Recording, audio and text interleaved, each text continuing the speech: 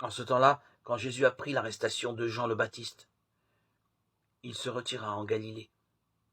Il quitta Nazareth et vint habiter à Capharnaüm, ville située au bord de la mer de Galilée, dans les territoires de Zébouloun et de Naphtali. C'est pour que soit accomplie la parole prononcée par le prophète Isaïe. Pays de Zébouloun et pays de Naphtali, route de la mer et pays au-delà du Jourdain, Galilée des nations, le peuple qui habitait dans les ténèbres a vu une grande lumière.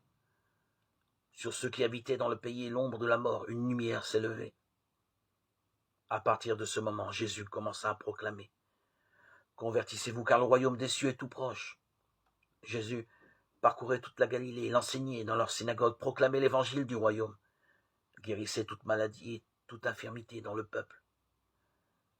Sa renommée se répandit dans toute la Syrie. On lui amena tous ceux qui souffraient, atteints de maladies et de tourments de toutes sortes, possédés, épileptiques, paralysés, et il les guérit. De grandes foules le suivirent, venus de la Galilée, de la Décapole, de Jérusalem, de la Judée et de l'autre côté du Jourdain. Matthieu 4, 12, 25. Dans le premier évangile, les débuts du ministère de Jésus sont aussitôt suivis par une retraite face à une menace. Jésus se trouve avec le Baptiste, en Judée, près du Jourdain. Quand Jean est arrêté, Jésus s'éloigne. Aux yeux de Matthieu, ce repliement vers des contrées lointaines permet d'accomplir une promesse divine. La bonne nouvelle du salut est maintenant offerte à ceux qui sont apparemment loin de Dieu.